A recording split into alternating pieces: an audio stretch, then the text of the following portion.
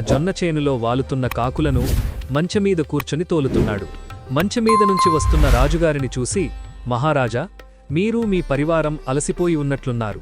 మీరు నా చేనులో జొన్నకంకులు తీసుకొని నన్ను మహాదానాంధుడిని చేయండి.